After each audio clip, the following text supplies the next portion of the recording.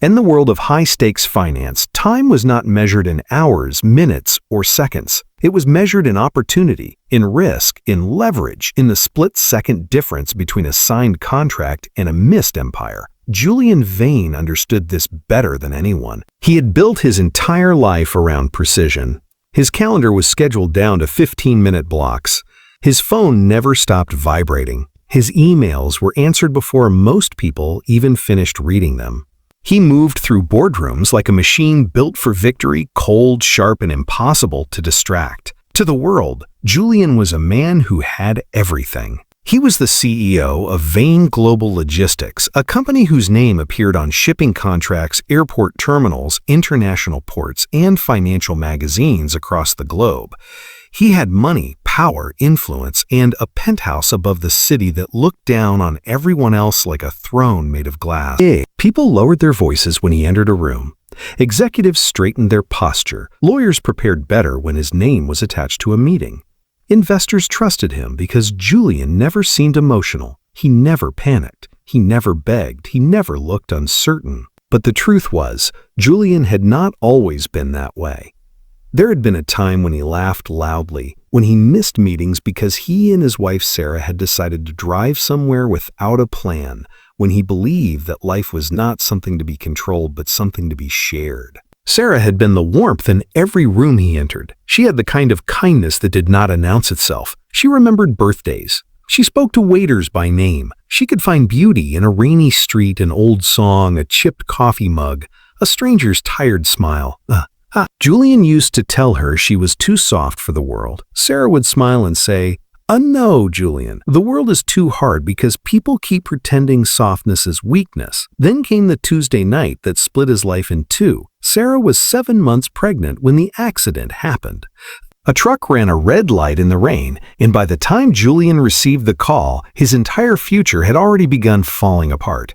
He remembered the drive to the hospital more clearly than anything else in his life. The wet streets, the red brake lights, his hands gripping the steering wheel until his knuckles turned white. The endless traffic that would not move no matter how many times he slammed his palm against the horn. By the time he arrived, Sarah was gone. Their daughter Ruby survived, tiny and fragile, born into a world already missing the person who had loved her first.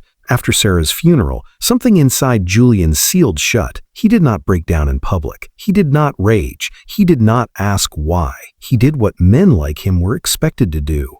He returned to work. He expanded the company. He bought competitors. He cut losses. He removed emotion from every decision until even his own grief became another asset locked away behind a door no one could open. People called him strong. They had no idea that strength was sometimes just another word for fear. 3 years passed. Every evening at exactly 6 o'clock, Julian returned to his penthouse, loosened his tie, and stepped out of the role the world knew him for. Because behind those tall glass walls lived the only person who could still reach him, Ruby. She was 3 years old, with Sarah's eyes, Sarah's soft curls, and Sarah's habit of looking at people as if she could see the good in them before they had shown it.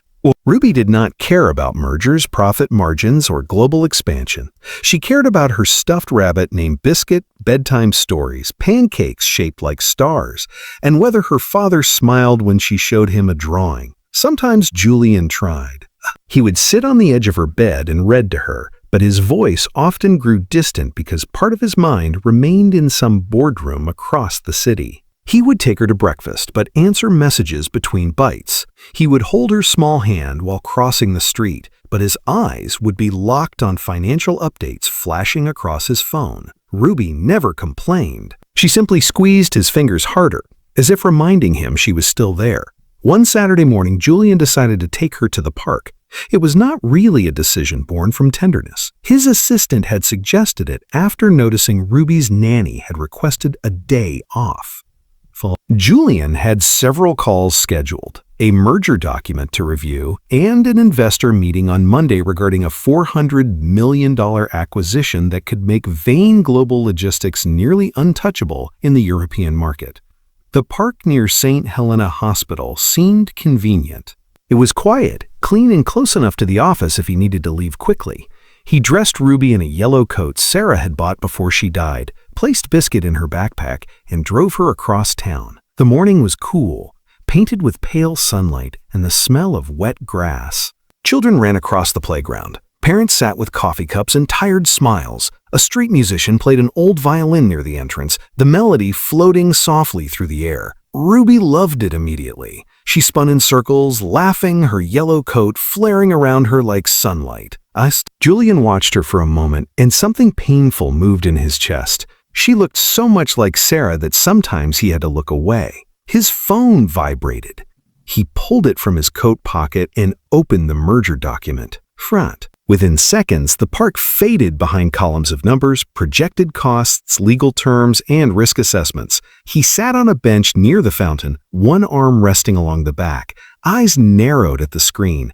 To anyone passing by, he looked like a father supervising his child. In truth, Julian was 1,000 miles away. Ruby wandered toward the fountain. Near the edge of it sat an elderly woman on a small weathered bench. She wore a faded brown coat with cuffs worn thin from years of use. A soft gray scarf was wrapped around her head, and her shoes looked polished but old, the kind that had survived more winters than most people would guess. Her hands rested in her lap, rough and work-stained but gentle. Most people passed without noticing her, Ruby noticed. She stopped in front of the woman and held out Biscuit. "This is my rabbit," Ruby said proudly. "His ear is sleepy." The elderly woman looked down at the stuffed rabbit with one flattened ear, and her face softened. "Well," she said, "he looks like a very brave rabbit." Ruby climbed onto the bench beside her, as naturally as if they had known each other forever. She began explaining Biscuit's entire life story, including his fear of broccoli, his secret talent for flying, and the fact that he slept better when Ruby tucked him under her blanket. The woman listened as though nothing in the world mattered more. A few minutes later, Julian looked up. His heart stopped. Ruby was sitting beside a stranger. In an instant, the executive returned. Julian stood, his posture stiff, his eyes sharp. He crossed the grass with long, controlled steps, his phone still in one hand, the merger document forgotten but not closed. "Ruby," he said, his voice cold and commanding. "Come here." Ruby looked up, confused by his tone. "Daddy, this is my friend." Julian did not look at the woman. Not really. Not really. Lee. His eyes moved quickly over the worn coat, the old shoes, the tired scarf, the work-stained hands. In that single glance, he placed her into a category. Poor, unimportant, possibly unsafe. Not part of his world. "I'm sorry if she bothered you," Julian said, but there was no apology in his voice. Only dismissal. The woman looked up at him slowly. She did not flinch. She did not shrink. Her gaze was calm, steady, almost sorrowful. "She didn't bother me, Julian," she said softly. Julian froze. For the first time, he truly looked at her. He had not introduced himself. Ruby had not said his name. His face tightened as he searched her features for recognition and found none. She was not someone from his company. Not an investor. Not a board member. Not a journalist. Not anyone who should know him. "How do you know my name?" he asked. The woman folded her hands together. "I used to be your wife's nurse." The world around him seemed to go quiet. The fountain continued moving. Children continued laughing. Somewhere the violinist kept playing. But Julian heard none of it. The woman's voice remained gentle. "My name is Martha. I was with Sarah at St. Helena Hospital 3 years ago." On a Tuesday night in October, Julian's throat tightened. His fingers curled around his phone. Martha looked toward Ruby, who was now hugging Biscuit against her chest. "Why was the one who held Sarah's hand when you were stuck in traffic trying to get there?" Julian felt the words hit him like something physical. For 3 years, he had carried the memory of that night like a sealed document he refused to open. He knew the facts, the accident, the hospital, the call, the traffic, the arrival, the doctor's face. He knew every official detail, but this woman had been in the room. This woman had stood in the final minutes of Sarah's life while Julian had been trapped in a car screaming at red lights. His knees seemed to lose their strength. Without meaning to, he sat down on the bench beside her. Ruby climbed into his lap, sensing something had changed. Julian did not push her away. For once, he did not check his phone. Martha studied him with the same unhurried attention she had given Ruby. "He talked about you," Martha said. Julian swallowed hard. "Please don't." But Martha's voice remained kind. "She wanted you to know she wasn't afraid for herself. She was afraid for you." Julian looked down. Martha continued, "She said you were a man who could fix anything. A broken contract, a failing business, a leaking sink, a bad day. She said you always believed there was a solution if you just worked hard enough." A faint, painful smile touched Julian's mouth and disappeared. "That sounds like her," he whispered. "She loved that about you," Martha said, "but she worried that you would try to fix your grief by turning yourself into stone."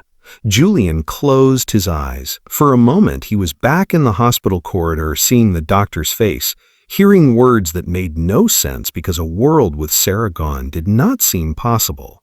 He remembered Ruby in an incubator, impossibly small. He remembered promising silently that he would protect her, provide for her, build something so large and secure that nothing could ever hurt them again. But he had not built a home. He had built a fortress. Martha reached into the pocket of her coat and pulled out a folded handkerchief. She did not offer it immediately. She simply held it, giving him the dignity of choosing whether to take it.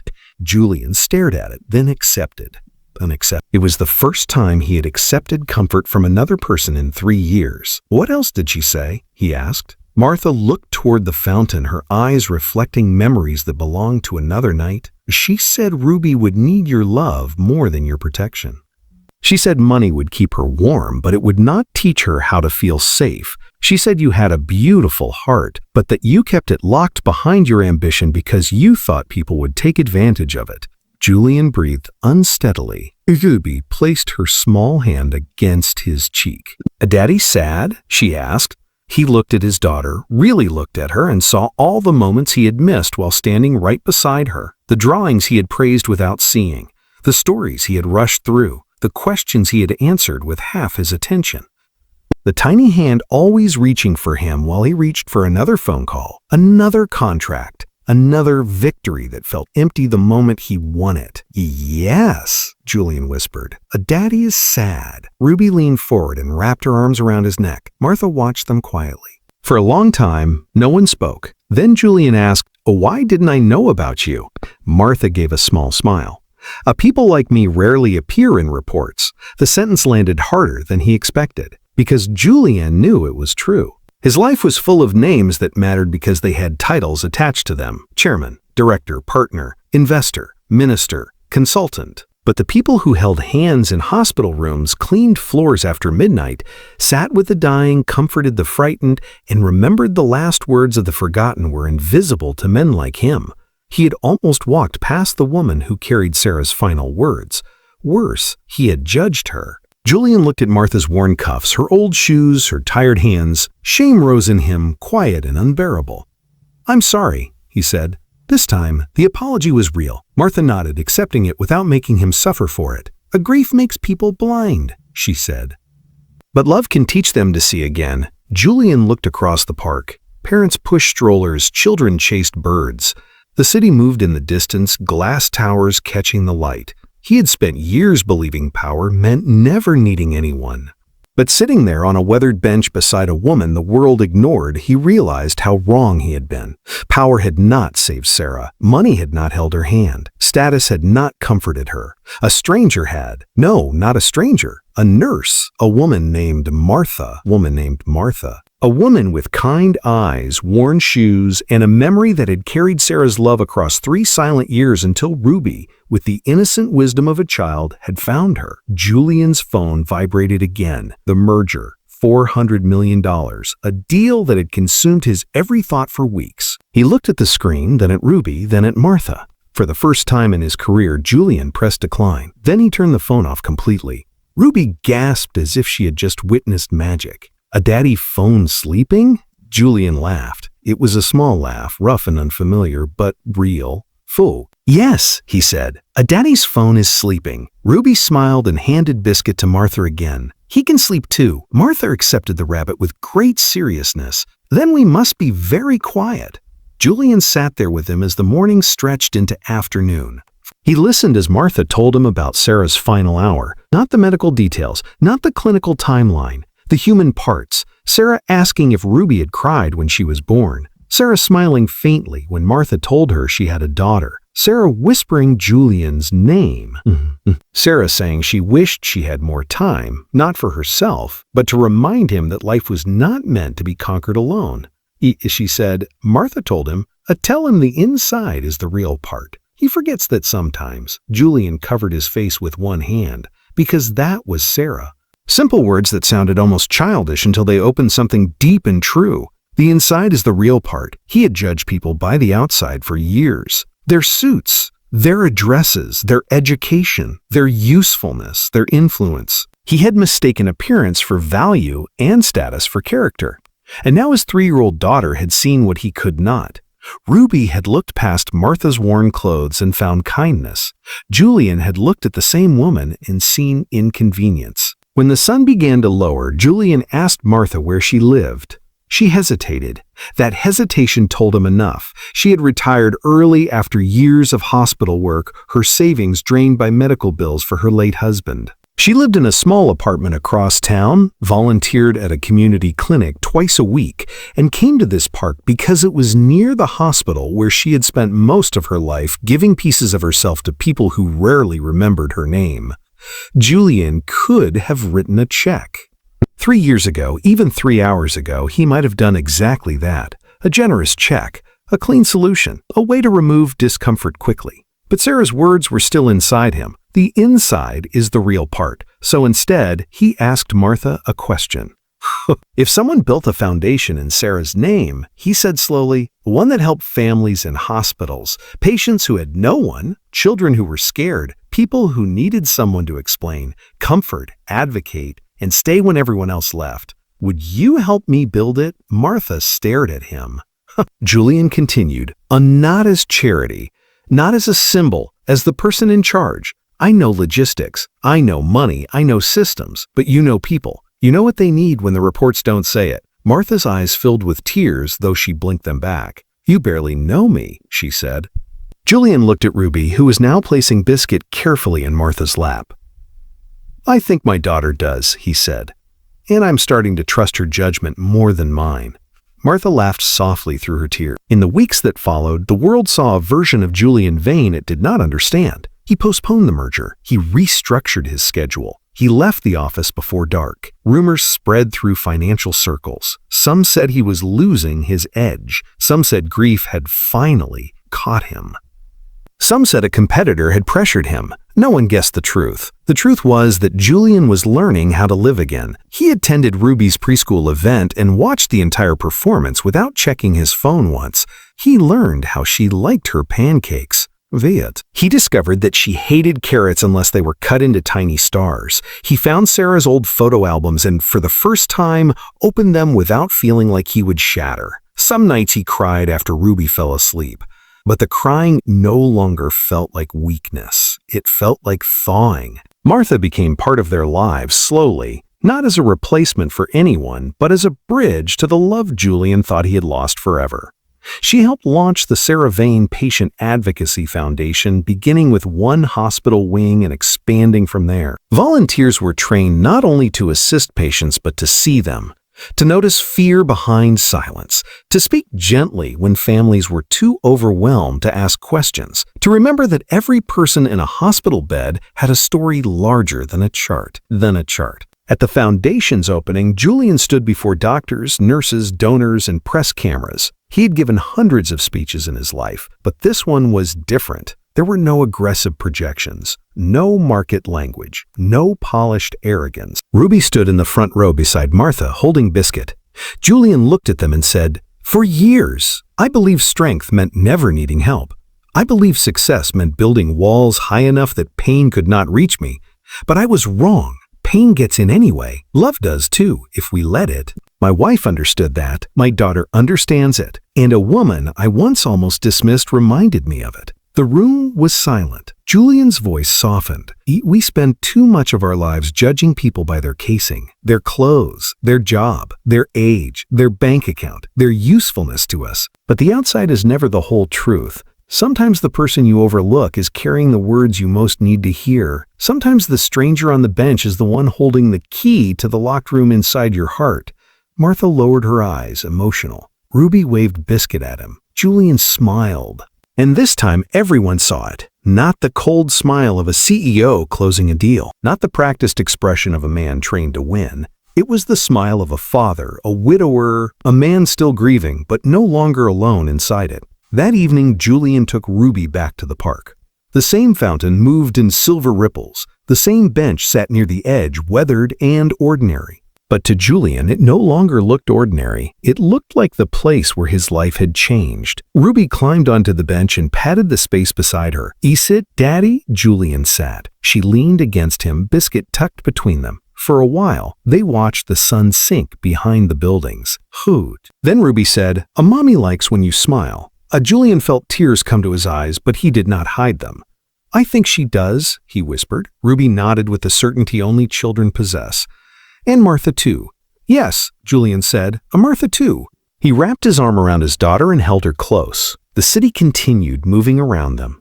Deals were being made, calls were being answered. Men in towers were chasing numbers, building names, protecting reputations. Julian understood that world. He would return to parts of it. He still had a company to run, responsibilities to carry, decisions to make, but he would never again confuse success with emptiness. He would never again mistake coldness for strength. And he would never again look at a person's worn coat, tired hands, or quiet presence and assume they had nothing to offer. Because sometimes life does not send its greatest lessons through powerful people in expensive rooms. Sometimes it sends them through a child with a stuffed rabbit, through an elderly woman on a forgotten bench, through a memory spoken gently after years of silence, through the final wish of someone who loved you enough to worry not about what you would build, but about who you would become. Julian had spent 3 years trying to outrun grief, but on that Saturday morning, grief finally caught him. And instead of destroying him, it opened him, taught him that love does not disappear just because someone is gone. It waits in small places, in old stories, in familiar eyes, in the kindness of people who were there when we could not be. It waits until we are ready to listen. And when we finally do, it can bring even the most powerful heart back to life. If this story touched your heart, please subscribe to Pure Kindness for more emotional and inspiring stories. And tell us in the comments, have you ever met someone by chance who changed the way you saw life? Share your story below, because your words might be exactly what someone else needs to hear today. Remember to like this video, subscribe to the channel, and turn on notifications so you never miss another heart-touching story about kindness, love, and the hidden value inside every person.